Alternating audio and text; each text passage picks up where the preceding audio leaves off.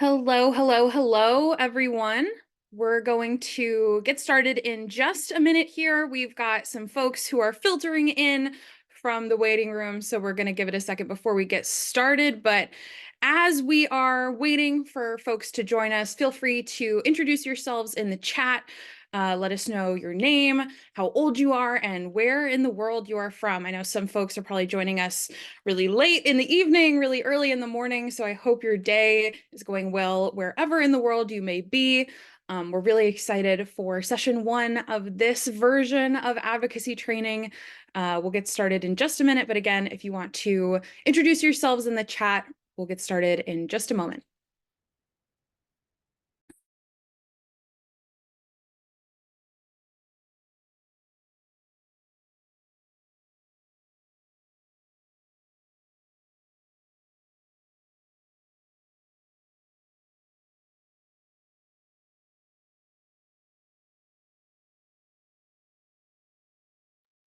We have friends from Mozambique, from France, from the United States, all over the UK.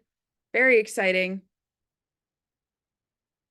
Zimbabwe, Tanzania, South Africa, Singapore, Tunisia, Japan, Canada, Mexico, Suriname, Nigeria. Oh, this is wonderful. I know it's very late, again, very early, very late for some of you. So I really appreciate you all joining us today. I'm very excited to introduce this session. And yeah, we'll get started in just a second here. I love seeing how many different places our audience is from today. This is just a really wonderful group. So let's get started. So this is just our general overview of what we're going to be doing today. Quick overview of the program. We're going to introduce our lovely panelists, have a little bit of a discussion with them. There will be time for Q&A at the end, and then just a couple of quick announcements before we let you go.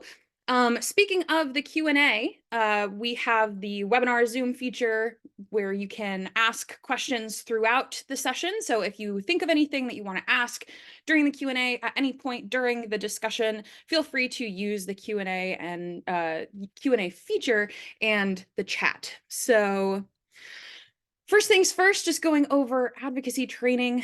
We run this program a couple times a year. This is the public, globally available version of this program, and I'm actually very excited to announce this is officially the largest version of the program that we have ever had. So thank you guys so much. It's really, really exciting for us here at the Ocean Project to have such a wonderful network of folks all around the world who are really excited about our programming and who are really excited about, building their own skills through things like advocacy training so that you can have a greater, stronger, collaborative impact on your local communities. So, yeah, this program is something that's been around since 2022, and we run it just about quarterly every year, and this is our public version. And we're just really excited to get started. 4 weeks, and here we go. So just to give a little bit of context, right? Session one is focused on the ocean climate connection, and there are a couple of reasons for that. Number one being, I think many of us are probably familiar with the idea that the ocean is the largest ally that we have in the fight against climate change. There's a lot of interconnectedness between the ocean and climate for a lot of reasons we're going to get into in just a minute. But for the time being, just so there's this context here, 2024 World Ocean Day action theme is catalyzing action for our ocean and climate. All throughout the year, we are working on different mini monthly theme focuses to transform our planet for a just and equitable and sustainable society. So we have 12 monthly actions for 2024, and our March theme this month is on the Global Plastics Treaty. I will talk a little bit more about our monthly actions at the end. But yeah, I just wanted to introduce myself really quickly. I am the moderator for advocacy training. My name is Laura Johnson. I am the youth programs manager for the Ocean Project. I just hit my 3rd anniversary working for the Ocean Project, and I oversee all of our youth programming, and it is just wonderful to do advocacy training. It's one of my favorite things that I get to do for my job. Now, I'm going to introduce our panel speakers, and then we'll get started. So our first speaker is Jennifer Becker. She is the Deputy Office Director for the Office of Ocean and Polar Policy for the Bureau of Oceans and International Environmental and Scientific Affairs for the United States Department of State. She has served all over the world and has done really incredible work for ocean and climate advocacy. And I'm just very excited to talk to her today. And then our second speaker is Armand Alex. He is the co-founder of the Gulf of Mexico Youth Climate Summit. He is a policy expert and youth advocacy expert, and he's been on a couple of our Ocean Project World Ocean Day webinars before. So Armand, it is lovely to see you again. And yeah, I will kind of let you guys say hello and introduce yourselves for a second before we jump into this first question. So if either of you have anything you want to just say before we get started, go ahead. The one thing I want to add is I'm super. I was thrilled to read Armand's bio before this, and just understand. I think we're a pretty good pair as far as this goes, because understand I don't have a background before a year and a half ago in ocean science or ocean policy. I am an American diplomat. I have been doing this for 21 years, last January.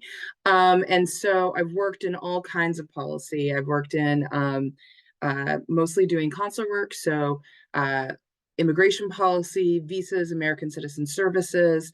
I've also done some peacekeeping and stuff like that. So I am coming at this from a very much a policy angle.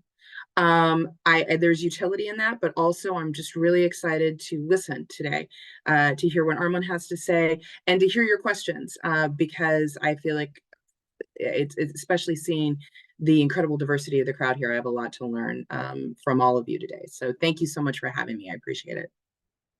Yeah, thanks so much, Jenny. And I completely agree with that. I think that it's a really beautiful dynamic that we'll be able to have a discussion with and maybe even bounce some talking points off. I live in Corpus Christi, Texas, and Texas as a state in the US, in terms of ocean, climate, and environment, is not the most popular state. And it certainly is not a leader in that regard. I know some people are like, what? No way.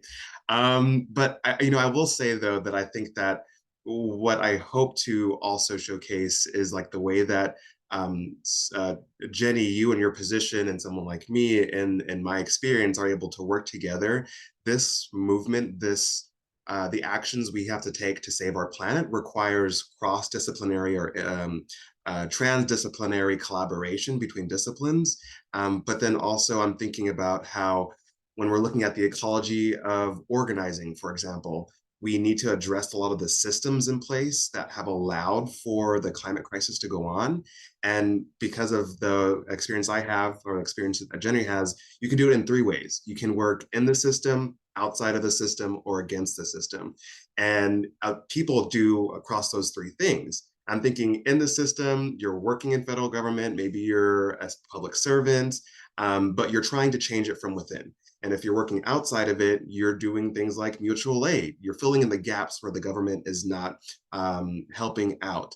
And if you're doing it against, you're doing protests and things like that and demonstrations. And I think that particularly one of the reasons why I think this particular opportunity to discuss these things with you all and share this space with Jennifer, you'll see a lot of the language going around those things. And I too am excited to share some of this opportunity with Jennifer. Yeah, Armand, thank you so much for that lovely introduction, and Jenny as well. I think that I'm just very excited for this discussion. I agree with everything that you both said. So with all of that being said, let's jump right into this first question, which is just going to set us up for the ocean climate connection. So to both of you, and either of you can answer first, how do you personally perceive the interconnectedness between ocean and climate advocacy, and why is it crucial for us to emphasize this connection when addressing the climate crisis? I'll let either of you go first. Jenny, go ahead. Armand, do you want to go first, or do you want me to hit it from kind of like the 10,000-foot level first? Okay, I'm happy to do that. So, I mean, I think, Laura, you've already hit it on the head. The climate crisis is an ocean crisis. The global ocean is central to the Earth's carbon and climate cycles. It influences planetary climate and weather patterns. It's the world's largest carbon sink. It absorbs excess atmospheric carbon dioxide and excess heat. And that's changing all aspects of the ocean's function, from its chemistry to its biology. So our office is worried about things like sea level rise, ocean warming, changes in circulation, increasing storm severity, ocean acidification, which I didn't even know was a thing a year and a half ago, but now I know a lot about. Loss of marine biodiversity, habitat degradation. All these things are already making significant impacts on the health and productivity of our ocean and on communities around the world that depend on that ocean. So the impacts on the ocean have serious economic consequences for fisheries, aquaculture, tourism, as well as food security, culture, and the physical safety of communities that rely on the ocean. So it's particularly true for coastal communities, indigenous and tribal communities, and historically marginalized groups. So, for me, as I work on these issues, but also on my learning journey about ocean and ocean policy, it becomes increasingly clear that there is no addressing the climate crisis without addressing the ocean crisis.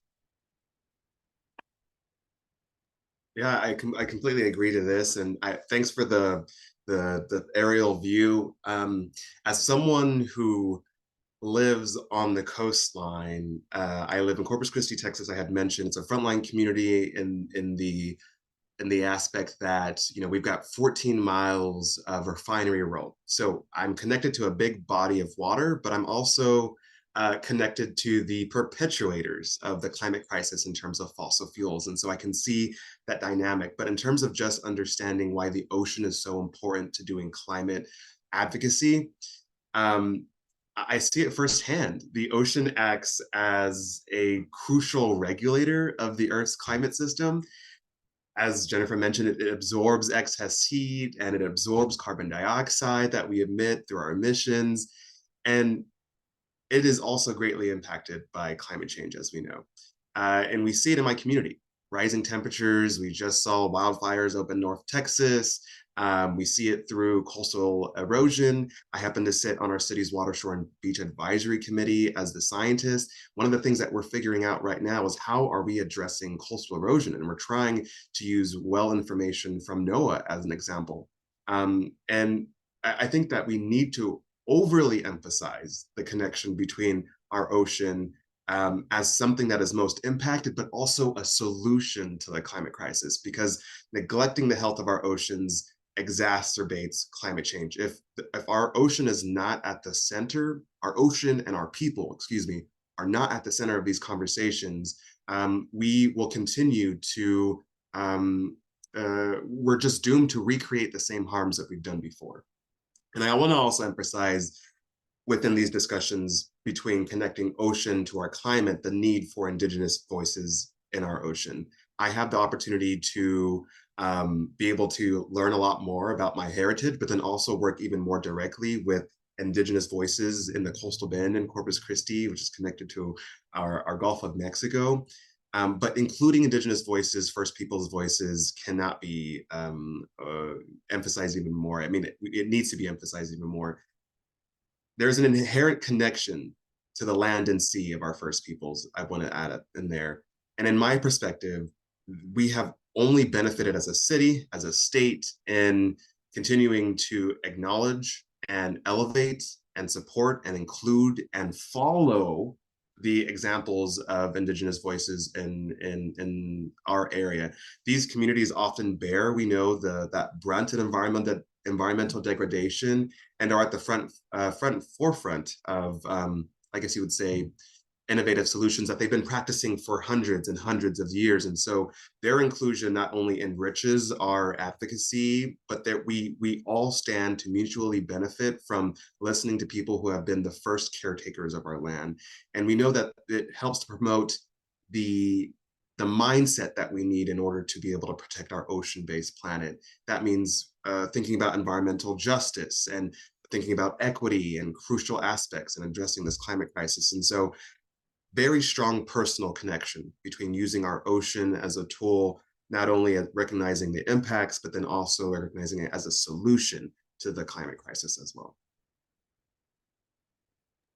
Yeah, Armand and Jenny, thank you both so much for those responses. And I think, yeah, Jenny, you covered the kind of big picture thing, and Armand, you got a little bit more into the details. And I think both of you hit on some really important points. You know, there's so many different ways of coming at this. There are the ecological health issues, there's the human health issues, there's the animal biodiversity issues, there's the environmental justice issues. It's so multifaceted in so many different ways. And there's so many different approaches that all of us can take to, you know, fighting for both the ocean and climate, and both at the same time. So yeah, thank you guys both for your lovely introduction questions there.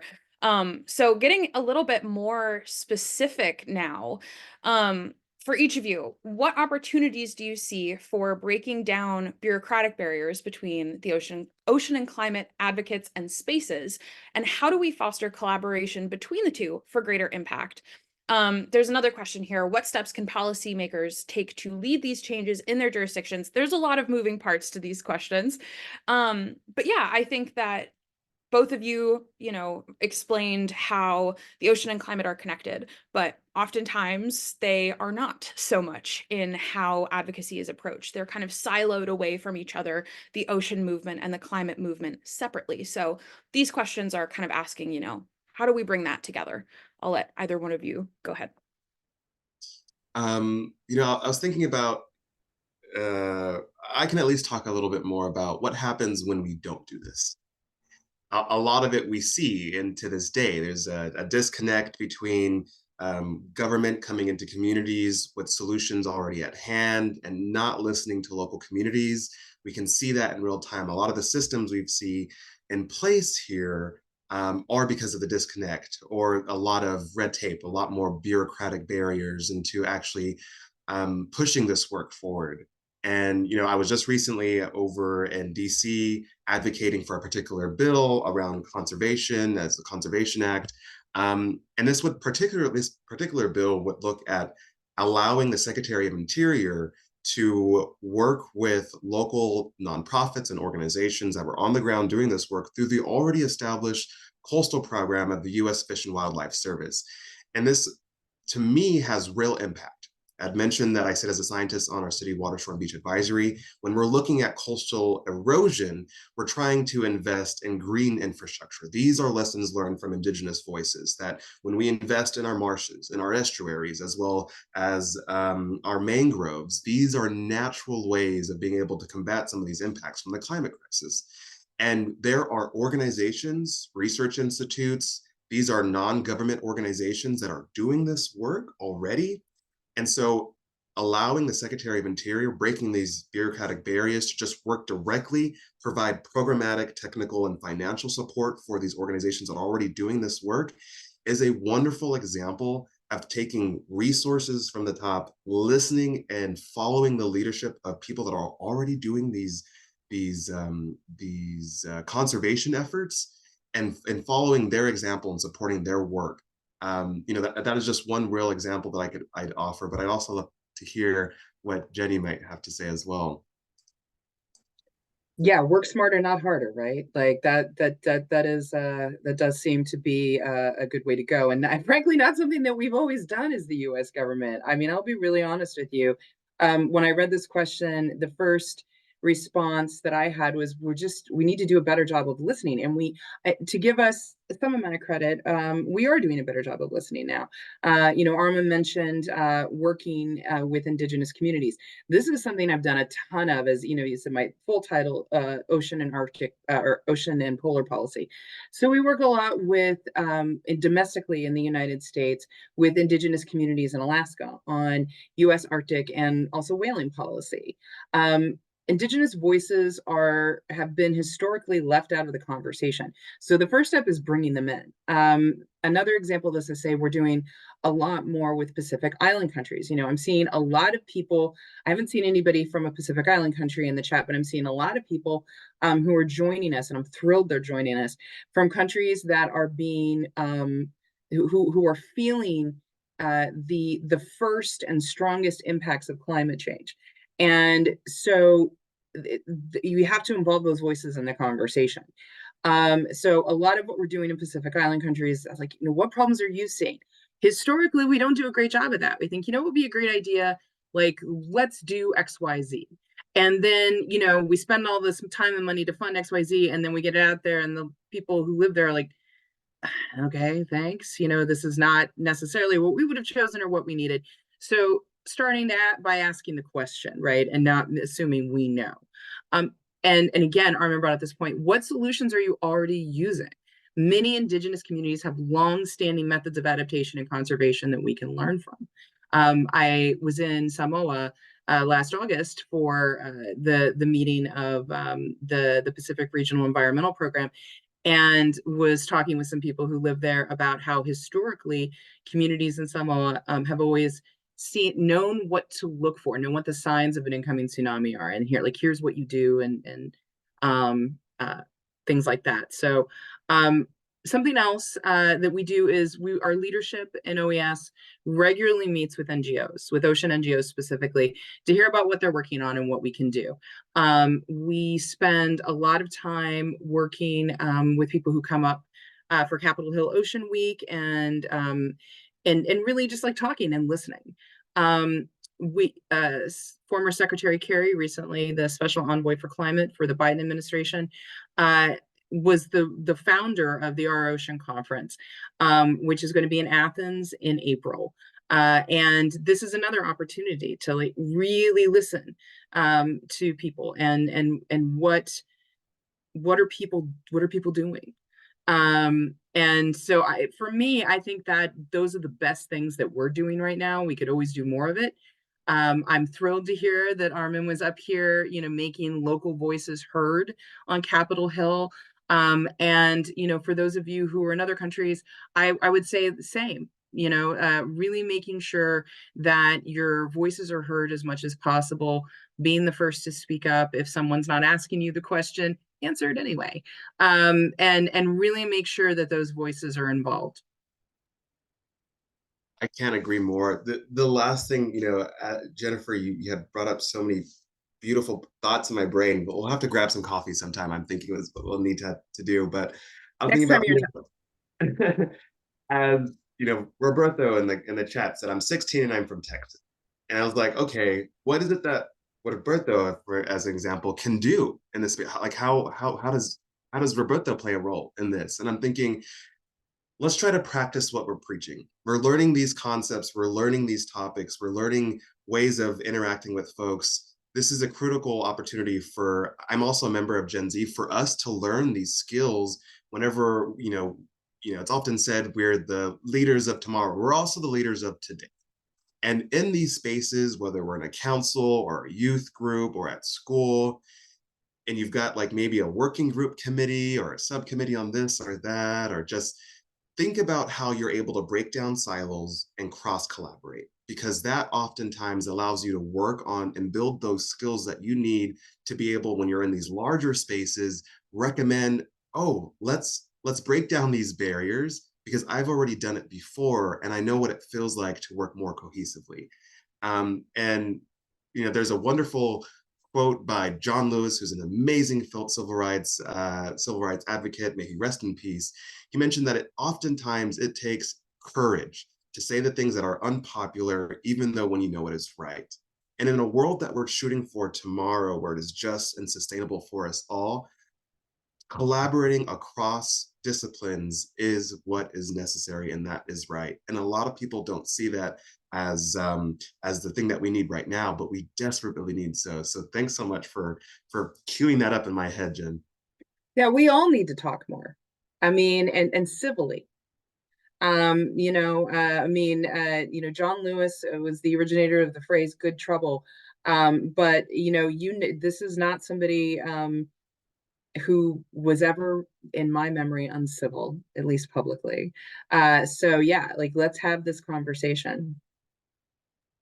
Yeah, thank you both. It's hard to even summarize everything that you have both touched on, because it's such a broad and expansive conversation, and We've used a lot of US specific examples in this so far, but I think that, anybody who's watching who's not from the United States can still, take a lot of these concepts back home to your communities and apply them in a context that makes the most sense for where you live.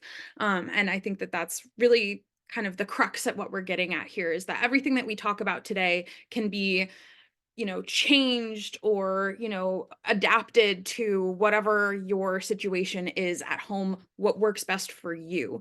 Now, I also mentioned in the chat, because Jenny, you brought up the Our Ocean conference. I just wanted to let folks know, if you are already planning on attending, if you are already registered and you are planning to go to the Our Ocean conference, please let us know. We would love to be able to connect you with network members on the ground.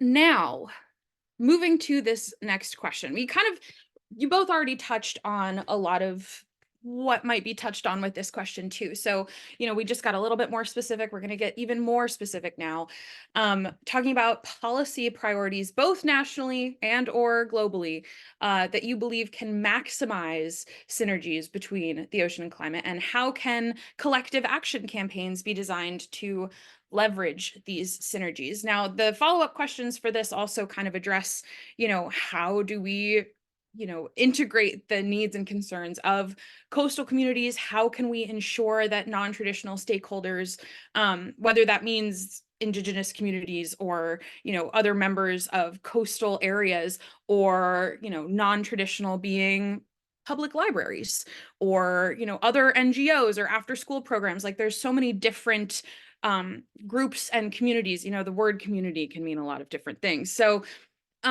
we've already kind of talked about a lot of that stuff, and I think that that's still important to touch on, but I really want to ask both of you if you think that there's anything really specific. I have a feeling I know one of the things that might be brought up here, and if it's not brought up, I will mention it, but yeah, I'll just throw that out there. If there's any specific policy priorities that we can kind of maximize ocean and climate advocacy over. Again, can I start with the umbrella there, and then we can kind of scope down, because I know Armin's going to have some really good examples here. Go for it.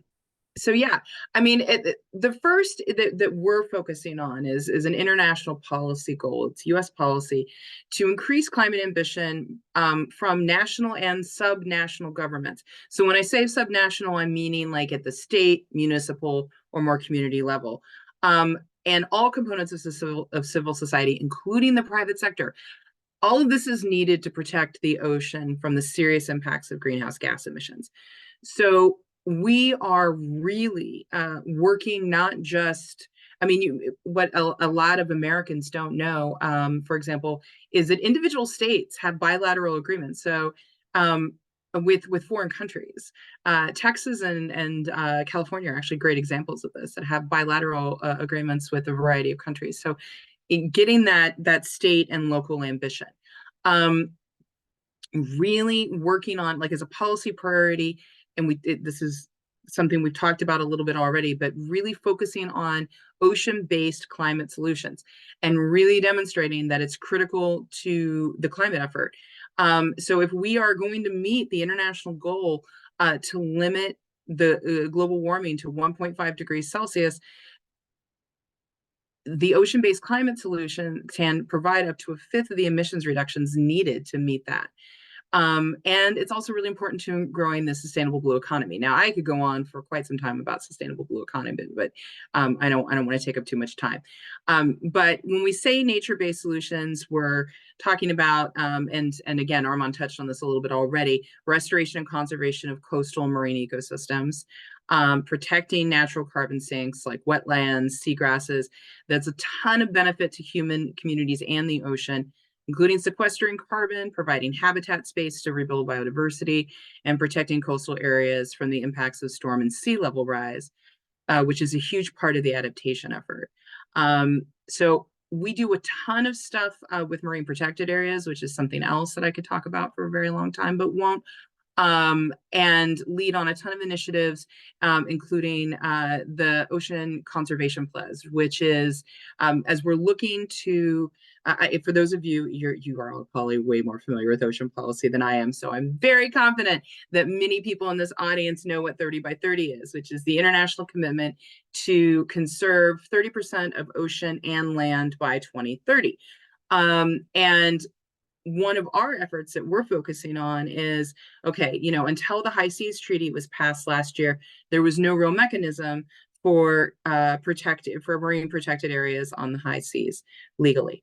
So a lot of what we've been looking at is helping, like, first of all, our commitment to preserve 30% of our domestic territorial waters, but also working with other countries to protect 30% of their waters and having it be an international effort, because marine protected areas are not as simple as saying we're going to protect this area. You have to actually have the infrastructure and the resources to protect it. So it's not an MPA in name only. And so as such, our effort is the Ocean Conservation Pledge. And we're thrilled Belize just signed on last week. So we're up to 20 signers. And we're going to have an event about OCP at the Our Ocean Conference. And we have, big plans for what that can be in the next couple of years as we move sort of from the signatory phase to the, okay, well, what are we going to do with all of this phase? So yeah, it's from that is from a larger global level, but Armand certainly has the experience on, like, hands-on on the local community level, so I'm really interested to hear what you have to say there. Retweet to everything that you just said, or re-X. I don't even know what it is these days. But what I was going to say was that yes to all of those things, and there are so many different beautiful pieces going on, pieces of policy within the U.S., other countries, global, within the UN, resolutions, et cetera, et cetera. And I'm thinking, of course, I can talk about 30 by 30, America the Beautiful by the Biden administration. I can talk about the conservation acts that we're seeing across the US. We can talk about the High Seas Treaty as well. These are all really beautiful things. And so much more. And Laura, if there is anything specific, please mention it. But then I also wanted to say, with all of these policies coming up, what is really important is for us to be able to identify which ones have the most meaningful, intentional, and equitable impact. Because in a lot of the bills that may have a very, very pretty name to it, it's like the Conservation and Indigenous Peoples Act of something, something, something. But within the bill, you're seeing language around, maybe it's not doing land back, maybe it's not recognizing sovereignty, maybe it's not recognizing the ways in which Indigenous folks already interact with our lands and our waters. Maybe it's taking land away from already the disenfranchised groups. It's important for us to be able to look at these pieces of legislation or resolutions and analyze it and to break it down, because we need more equitable policies. One of the biggest things that I had the opportunity to work towards was the what Jennifer had already mentioned, the 30 by 30.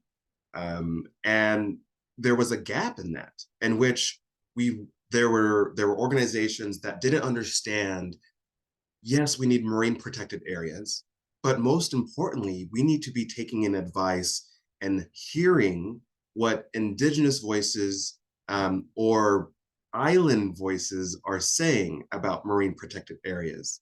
We can't say no fishing at all in a particular area when a particular group of people have been fishing there for hundreds and hundreds of years. How could we outside of their scope go into their community and say, you can no longer fish here? That is unequitable. That is not just. And so when we are looking at elevating policies, priorities, either on a national or global scale, we have to be able to do a little bit more research. It's on us. Because yes, we can follow the leadership of organizations that are saying this is what we need to advocate for. Yes, there's some of that trust in there, but then also we have to be well informed and educated advocates, activists, because we need to make sure that the things that we are supporting are just and equitable and sustainable. Otherwise, as I mentioned before, we are doomed to recreate and recreate the harms that we are already experiencing. Laura, were there some specific ones you'd like to bring up at this point? Yeah, I think both of you touched on a little bit marine protected areas. That's just my personal passion where I love to focus on as an ocean climate solution, but both of you kind of mentioned it. And Armand, your point about just, putting our critical thinking hats on and making sure that we're not just, putting out blanket statements for these policies where, it might not be just or equitable, is extraordinarily important and such a good point to make during this conversation because, there are ways to work around it too, because the purpose of having, just to use marine protected areas as a specific example, if, okay, we can't block fishing over here, that's completely fine. There's a very good, valid reason why people should be allowed to fish in this area. Okay, how about over here? Let's create a highway of marine protected areas in the open ocean where there isn't really a fishing industry. And, fish and marine life don't know the boundaries of marine protected areas. And when they are outside of those boundaries, they are no longer protected, but they don't know that. And so, making interconnected marine protected areas and closing those gaps is really important. But we still also really need to have these indigenous fishing grounds and the availability and allowing them to continue their, cultural and livelihood practices. So yeah, I think both of you touched on a lot of really specific ones. Marine protected areas, that one is particularly near and dear to my heart. Jenny, were you going to say something? No, I was just gonna say, like, and add to that, like, it's harder to talk about, but like also we have to involve industry in this. When we talk about sustainable blue economy, that's where like I get really jazzed. Like, and then you start talking about the intersection between marine protected areas, marine spatial planning, which is kind of like, if you will, zoning on the coast, what you could do, but being smart about it and involving industry from the beginning so that we can really be sure that people's livelihoods can in fact be enhanced by conservation measures, as opposed to, it doesn't necessarily just mean losing jobs. But making sure that industry is involved in that, and that we're really balancing all these voices as we have this conversation.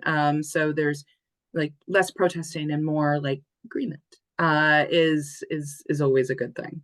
Absolutely, Jenny. That's, I think, exactly what Armand was talking about earlier Yeah, on when you were talking about, the interdisciplinary, cross-disciplinary exactly. collaboration and intergenerational too, quite honestly, I think is another one, especially as we're going to talk about youth coming up here in a second. Um, so yeah, actually we are talking about youth right now.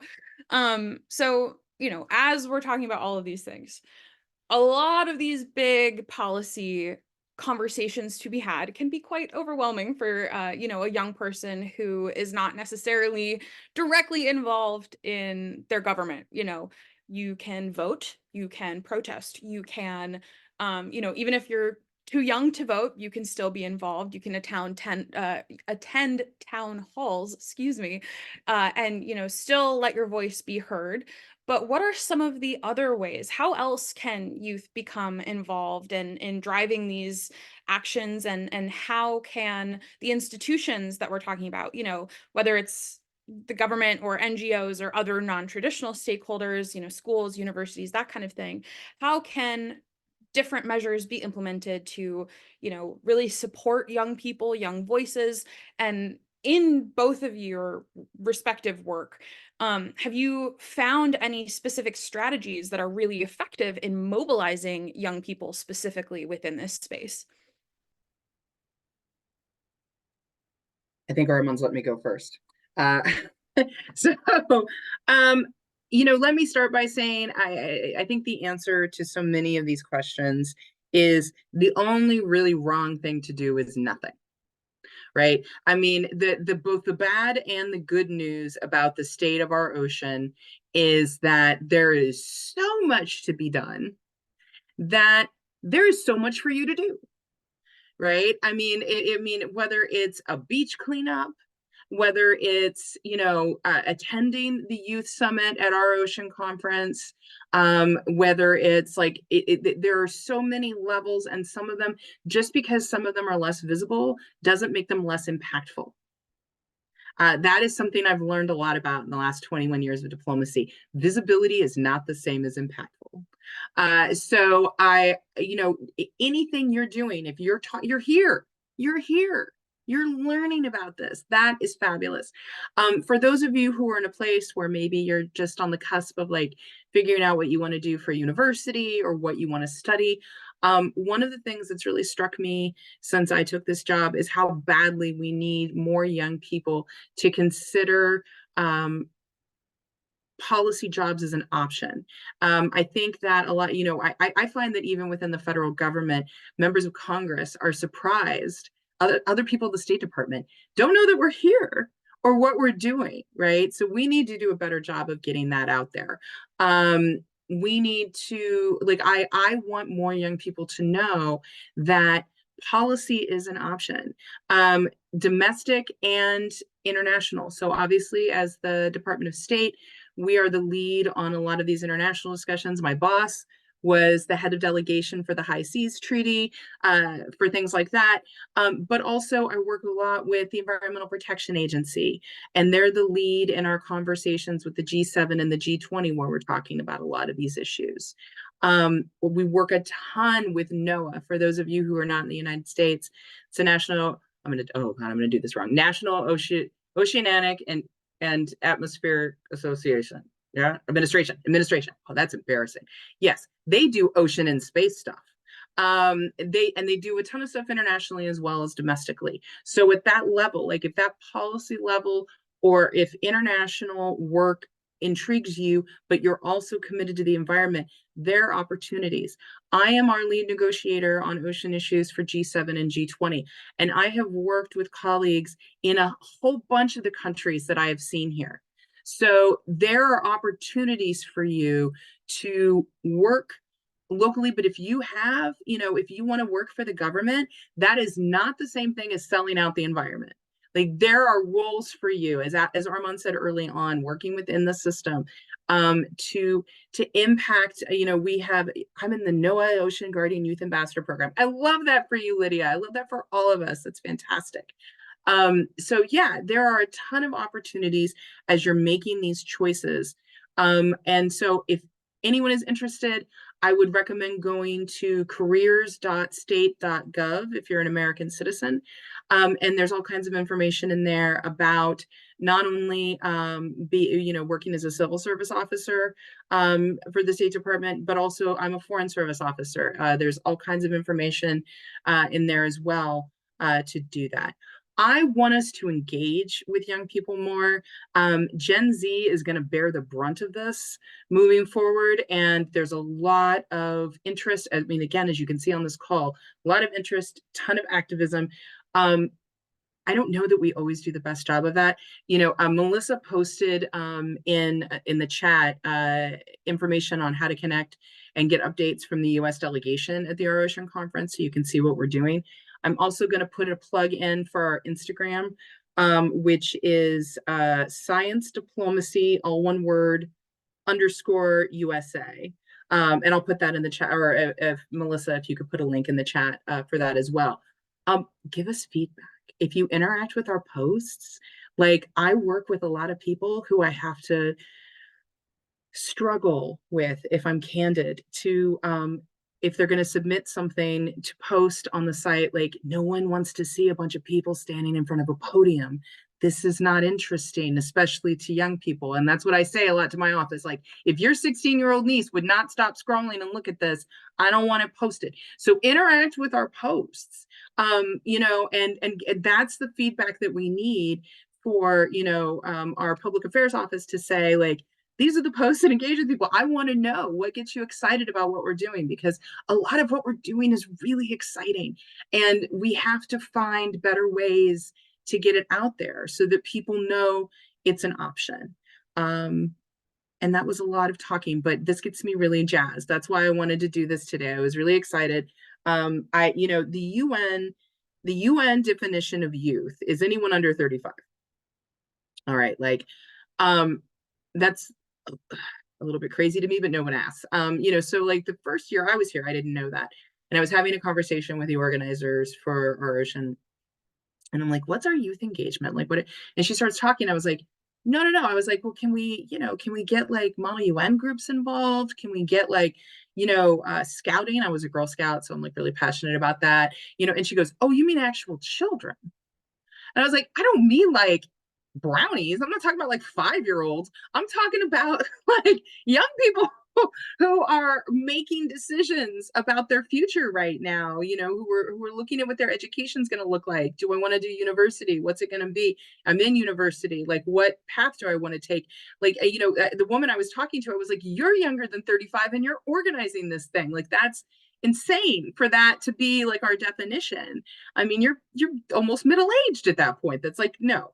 So we really need to do is get people. I want people engaged and seeing us as an option and seeing all the ways that they can do this as they're making these choices, and that they see policy and working with their governments, whether that is local like Armand is doing at the municipal level, or whether that's at the federal level like I did, to really see that NGOs are NGOs and civil society, really great path to what Laura's doing is a fantastic way, like it has a huge impact. But this is an option too. And so if you're more suited to that and you like that, then I want you to know that you can do that as well. Thank you.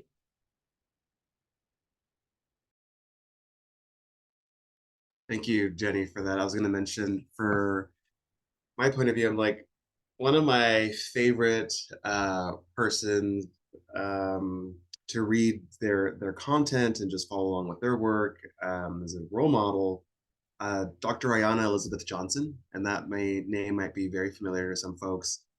Just an amazing Black woman who is a marine biologist, and she gave a TED talk talking about the ways that you, as an individual, can engage in climate work. And in summarization, she says, what are your passions? What are things you're good at now? Of course, there's always ample opportunity for you to grow and find new ways and find new skills for yourself. But what are the things that you have a love for? Is it art? Is it science? Is it making music?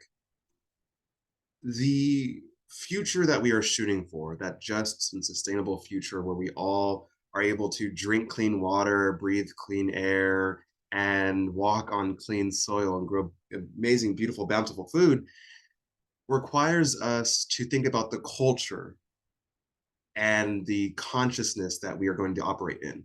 Let's say we're able to flip the switch and fossil fuels is gone. Maybe we're able to flip the switch and all of the systems that are oppressing people are gone. Maybe we're flipping the switch and we're able to get past climate change. What does that future look like for us? Are people in the mindset of being able to operate in a world in which we are putting the environment and our people first? That requires us to think about the roles we play in that future. When we're organizing together, when we're trying to end fossil fuels, or whether we're trying to find agreements, we have to operate in community. There's space in there for everyone. And if it's you loving the connection of music, we need people like that in the future to create the entertainment, to create moments where we're able to rejoice and also understand sadness. And there's therapy in music, whether it's art, being able to depict images and showcase what we're living for, why we need to continue to do this work, why the world is so beautiful.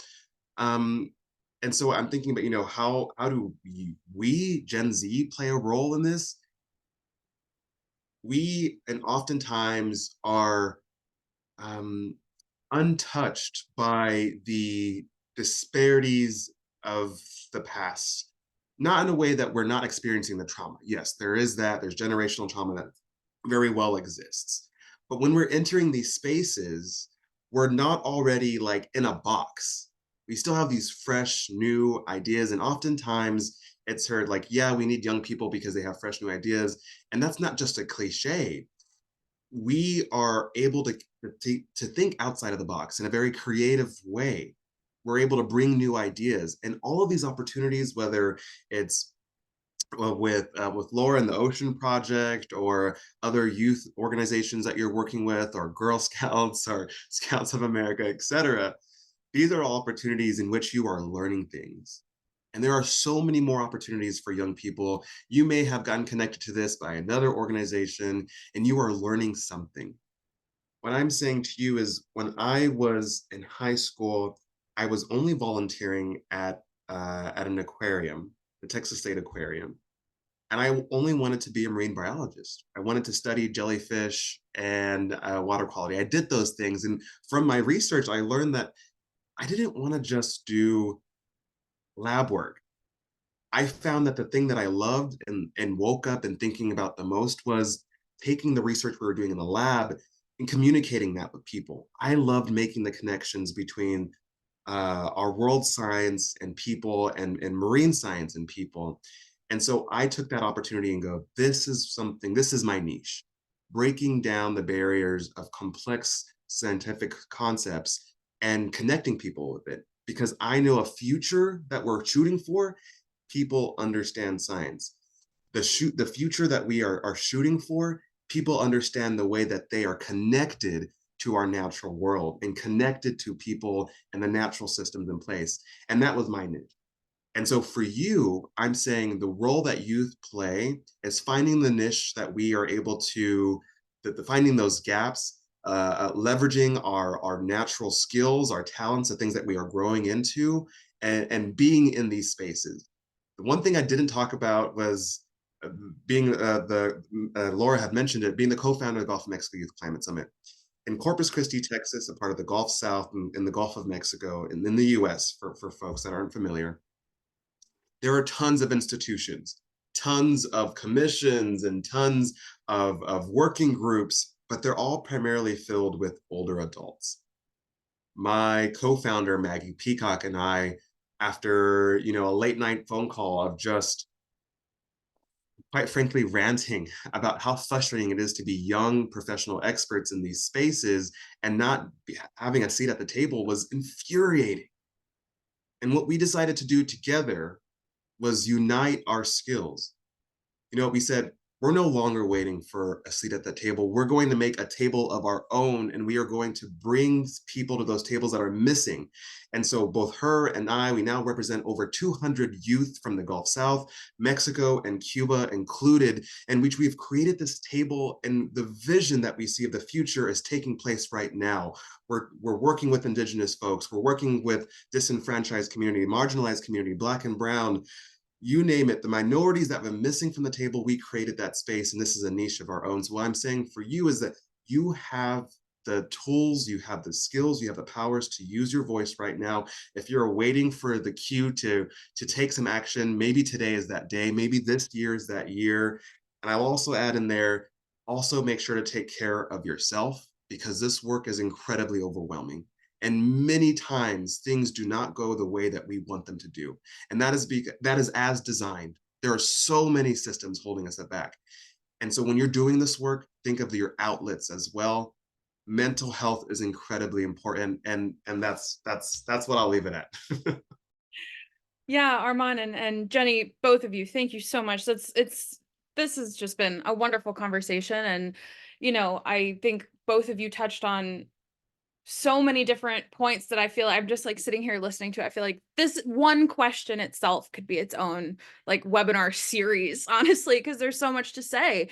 And I think, Jenny, you talked a lot about, how the US State Department specifically is thinking about engaging with young people. And then Armand, you came and talked about how young people can engage with institutions like the State Department. And again, we are using very US based examples in this conversation. But as I said before, all of this is super applicable to wherever you are in the world. And Armand also touched on, finding your niche, finding what works best for you. And I will also shout out Ayanna Elizabeth Johnson again, but a different project that she worked on called the Climate Venn Diagram. And Armand, if you could find the link possibly and send that in the chat, I think it's just climatevenn.com. I love that, and I will shout that from the rooftops as much as I can, because it really kind of solidifies everything that you both have talked about in for this question, finding what works best for you. What do you want to do? What needs to be done? And what are you able to do? And, when young people are able to figure that out really early on in their advocacy journey, I think that kind of spreads around, and other institutions, whether they are, still in the early phases of involving young people in their, conversations and programming and whatnot, or they are already doing a really good job of that. More and more of these kinds of institutions and different kinds of stakeholders are kind of waking up to this idea that young people just need to be involved and actively want to be involved. So the more you raise your voice, the more you interact and engage with these kinds of institutions, the greater impact you will have. And the last thing that I will say before we're a little short on time for the Q&A, the last thing I will say is, everyone watching today, congratulations, because you've already done step one. You have, registered for this webinar, you showed up, and you are watching it. And that is enough for today. You took the initiative and you wanted to learn more, you wanted to engage, and that is absolutely where your mind needs to be to, really start advocating in your communities. So all of that to say, we have a couple of questions here in the Q&A. A couple of them have to do with advocacy training specifically, so I'm just going to quick go through those. Certificates will be at the end if you send us a feedback form. All of the sessions for the same time will be at 5 p.m. general or GMT time, 5 p.m., not 6 p.m. Now, I do want to touch on two of these questions. One of them actually in here is, can African youth also have such opportunities? Yes, that's exactly what I was saying before. Again, we used a lot of American and US-based specific examples today, but all of what we're talking about can be applied to wherever you are in the world. Laura, can I follow on to that? Yeah, Super quick. absolutely. Because his next question is, can they have such opportunities in the USA? And the answer is both yes and, I will say yes and. I would recommend anyone who is interested in studying in the United States or coming from for a program in the United States, go to the U.S. Embassy website in your country, and there will be a lot of information about how to apply for a student visa or how to apply for a visa for certain programs to come to the United States and study and or participate and things like that. But then what we really want, and yes, I used to do this when my first tour was in Cameroon, and I worked in the cultural affairs office. And so my favorite thing was seeing people go to the United States for these programs and then come back and the impact that they had at home. So, we absolutely would love to have you study in the United States. And then I want to see, what then that does. I saw someone in the chat say African, Nigerian teenagers need this information. Yeah, they do. Well, frankly, America, all of them do. But how will you then take that and mobilize when you get home? And so, yes, please do check out.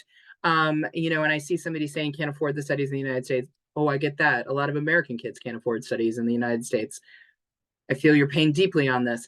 There are and there's your student advisor at the embassies should also have information about scholarship programs. There's a lot of American universities who are really interested in attracting talent from overseas to come and be in part of their international student program. And there are a lot of scholarships available as well. So I would really, if that is interesting to you, that information is out there and we would love to have you. Yeah, I think there's a lot of questions in here that I don't think we're going to have time to get to. So I do apologize. But a lot of these questions are definitely things that are going to be answered in sessions 2, 3, and 4 of advocacy training, talking about more specific, ocean climate literacy and outreach and engagement and how to, collaborate and work with other institutions and organizations and individuals. So I can't specifically touch on all of these questions today. However, I do have an email address right down here, ljohnson@theoceanproject.org. If any of you have questions you would like to email me, feel free. But yeah, I will. Let me see here. We have so many good questions, and I feel awful that we can't touch on all of these. But again, please see if you can join us for sessions 2, 3, and 4. Again, event planning and fundraising. Actually, this is backwards. I apologize. Session 2 is social media and communications. Session 3 is event planning and fundraising. And then session 4 is campaign organizing. So we really hope that all of you are able to join us for those conversations. And again, just talking about the World Ocean Day action theme, feel free to check out what we have going on every month. And then for those of you who are asking a lot of these questions in the chat and the Q&A, part of attending advocacy training is so that you are able to, you all have existing skills, you all have the things that you individually are good at, and you are attending advocacy training probably for a lot of different reasons, but we really hope that we can help sharpen and develop the skills that are really necessary for collective action. So all of that to say is, when you're done with advocacy training and you feel like you want to do more, if you are interested in hosting an event, World Ocean Day is June 8th, and that is a wonderful opportunity for you to put these skills into action, try your hand at organizing an event or a campaign, and we have tons of different resources available on our website. So I highly recommend that you go check them out at worldoceanday.org. If you already are planning an event or know of an event in your community, we also have a place on the website where you can go and submit that, and it will populate on the map and our calendar. So anywhere in the world, somebody can look and say, I want to do something for ocean conservation in my area. They can look and see where you're at and hopefully attend and support your campaign or event. So there's a lot of opportunities available for everybody here. And I also saw some questions about recordings. All of the recordings for all of the sessions will be uploaded to the World Ocean Day YouTube channel shortly after each session. So I think that's it for now. We are at the top of the hour. I just want to say a huge thank you to Jenny and Armand. Both of you are so phenomenal in your respective roles, and I think this was a wonderful conversation. Jenny and Armand, I hope to see you both at Chow in June. It would be really wonderful. We can all get grab a cup of coffee together. But yeah, I just want to leave you all with a happy rest of your Saturday, and hope to see you next week as well. Greatly appreciate the opportunity, Laura, and it was such an honor to be able to share some space with you, Jenny. And I hope that we were able to collaborate sometime in the future. We represent a lot of marginalized and Black and Brown youth in the Gulf of Mexico, and so it's so beautiful that these are concepts that you see you're very intentional around. But very thankful for this opportunity to share my experience. Same. Thank you. I really appreciate it, Laura. This is such a wonderful program. I want to thank everybody who took the time and in some cases stayed up so late to hear what we had to say. I'm grateful for you. I'm so grateful for all these young people who care, because that's the first step and it's the biggest. So thank you so much. Yeah, thank you guys both so much again, and have a wonderful rest of your weekend and Saturday. Bye, Bye, everyone. everyone. Goodbye, all.